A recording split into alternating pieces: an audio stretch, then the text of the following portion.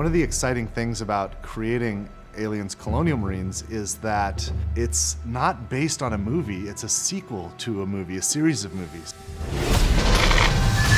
We had Ridley Scott's Alien, followed by James Cameron's Aliens.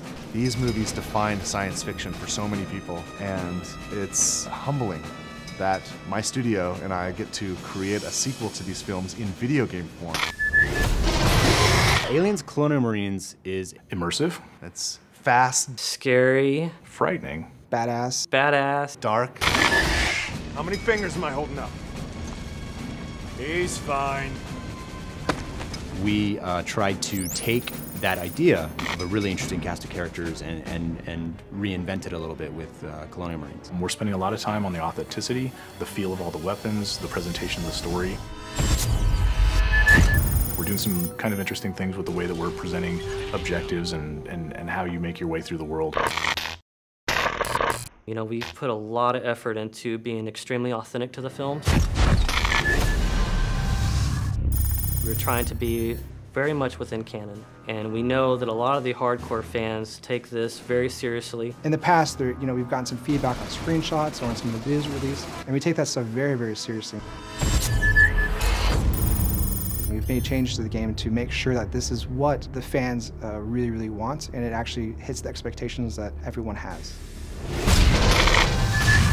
Well, for one, I think one of the similarities that you would find between Cameron's Aliens and where we are with the game is really in sort of look and feel, tone of the game. It has what you would think as if Cameron was directing himself, and at least that's our hope, is that you feel like the cinematography feels correct, you feel like the look and feel of the weapons, the way the aliens move, is something that maybe he would have done if he was directing a game like this. So we want to present something that's as compelling and detailed and beautiful and exciting as the films, but in an interactive experience. So I feel really fortunate to have had the chance to have met with Ridley Scott.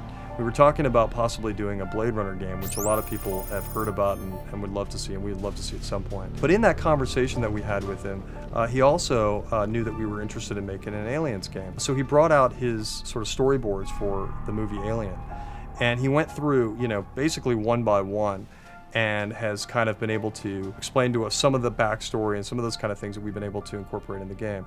And it was just an invaluable experience to be able to meet him and kind of get a perspective on what it is to have, what he originally meant to do with some of the aliens and that kind of thing.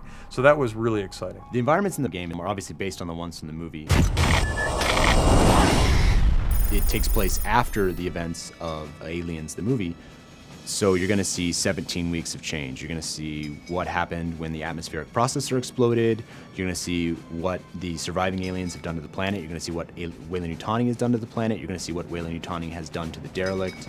You're definitely going to see what happened in the 17 weeks since the events in Aliens, the film. If you enjoyed the films, you'll get double satisfaction from it because of all the connections that stays true to the canon. It's got a very strong story, it's got great action, it's got an interesting enemy, it's got interesting environments, it'll make you shit your pants from time to time. The Aliens universe is just cool.